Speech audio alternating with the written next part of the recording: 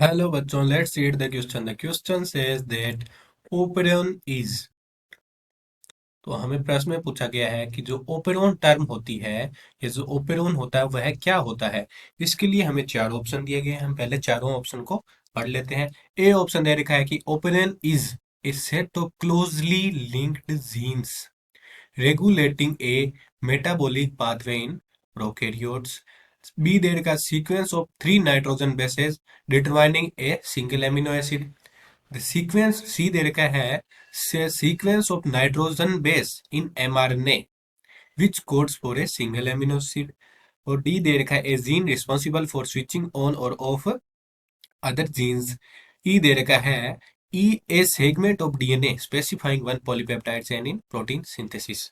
तो अब हमें इनमें से बताना है कि जो ओपेरोन होता है वह क्या होता है, कौन सा ऑप्शन इसके लिए राइट है। तो हम देखते हैं कि इसके लिए जो राइट ऑप्शन है वो कौन सा है, ए ऑप्शन।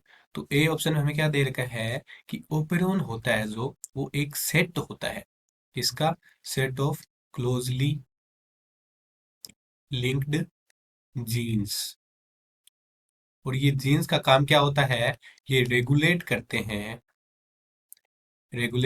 क्या, metabolic pathway in metabolic pathway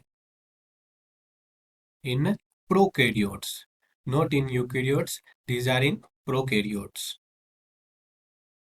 ये हमें हमारे ऑप्शन में दिया गया है जो कि एक राइट स्टेटमेंट है। तो अब हम देखते हैं कि ओपेरॉन क्या होता है। ओपेरॉन एक अनुवांशिक जो हमारे जेनेटिक मटेरियल होता है, पार्ट ऑफ जेनेटिक मटेरियल होते हैं, जेनेटिक मटेरियल, ये जेनेटिक मटेरियल के पार्ट होते हैं जो किसके रूप में, कंट्रोल यूनिट के रूप में, control unit, work as a control unit.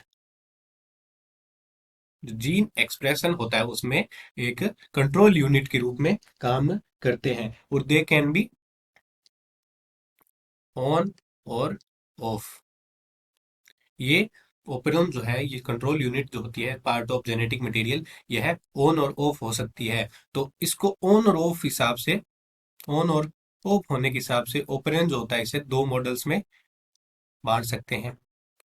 पहला मॉडल हम देख सकते हैं जिसे कहते हैं इंड्यूसिबल इंड्यूसिबल ओपेरॉन, और दूसरे को हम कह सकते हैं रिप्रेसेबल ओपेरॉन, रिप्रेसेबल ओपेरॉन। तो इंड्यूसिबल ओपेरॉन का जो उदाहरण हम देखते हैं वो किस में देखते हैं, लेक एपेरॉन, लेक ओपेरॉन।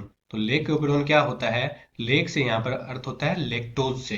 तो ई कोलाई होता है, उसमें जो लेक्टोज के कारण जो इंड्यूसिबल ओपेरॉन स्टार्ट हो जाता है, कंट्रोल यूनिट हो जाती, वर्क करने लग जाती है, ऑन हो जाती है, उसे कहते हैं हम इंड्यूसिबल या लेक ओपेरॉन। तो लेक ओपेरॉन, ये जो इंड्यूसिबल जो ओपेरॉन होते हैं ये सदैव क्या होते हैं, ये हमेशा बंद रहते हैं, सामान्यतः क्लोज रहते हैं। और जब कोई इनको इंड्यूस करता है तो ये स्टार्ट होते हैं। इसी प्रकार रिप्रेसिबल जो ओपेरॉन होता है उसका एग्जांपल क्या हो जाता है, ट्रिप्टोफैन, ट्रिप्टोफैन ओपेरॉन। ये सामान्यतः ओपन रहते हैं और इनमें रिप्रेसिबल आने की वजह से ये क्लोज हो जाते हैं, या इनमें जो कंट्रोलिंग यूनिट है वो कार्य करना शुरू कर देती है। तो ये हो जाता है हमारा ओपेरॉन। और इसमें जो set of closely linked gene होती है वो किस कौन कौन सी होती है जो इसमें मुख्य भूमिकाएं निभाती है, वो होती है ऑपरेटर जीन, ऑपरेटर जीन। दूसरी हम कह सकते हैं इसको प्रमोटर जीन। और थर्ड होती है कौन सी, रेगुलेटर जीन, रेगुलेटर जीन। ये जो जीन्स होती है ये एकदम क्लोजली लिंक्ड होती है, और इन पे जो ये तीनों जीनें मिलकर के रेगुलेट करती है जो मेटाबॉलिक पाथवे होता है वो प्रोकैरियोट्स में, या जिन्हें हम कहते हैं सूक्ष्म जीवों में। क्यों ये सूक्ष्म जीवों में होती है, क्योंकि इन जीवों में जो होता है वातावरण में अचानक से अधिक वृद्धि करने, जो इन जीवों में की वृद्धि, अधिक वृद्धि वातावरण को अचानक से परिवर्तित कर देती है। ठीक है, तो इसके कारण हम इनमें जीन एक्सप्रेशन या के रेगुलेशन को ओपेरॉन मॉडल के आधार पर देखा जा सकता है। तो ये हो जाता है हमारा ओपेरॉन। और इस हिसाब से हमारा जो पहला ऑप्शन है, ए ऑप्शन, वो राइट ऑप्शन है। तो A option is the right option for operon. बाकी के ऑप्शन हम देखते हैं।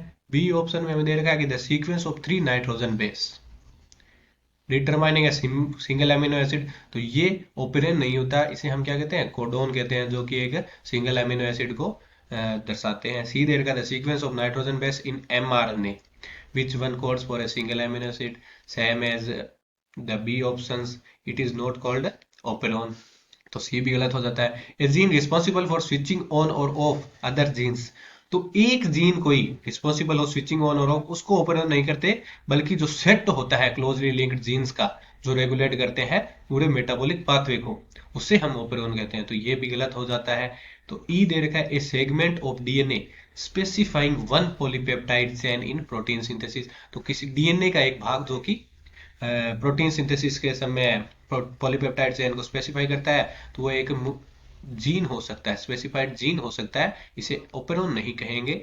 तो बी सी डी ई चारों ऑप्शन गलत है, बल्कि हमारा जो पहला ऑप्शन ए ऑप्शन है, a set of closely linked genes regulates a metabolic pathway in prokaryotes called operon. तो हमारा ए ऑप्शन जो है वो बिल्कुल राइट ऑप्शन है।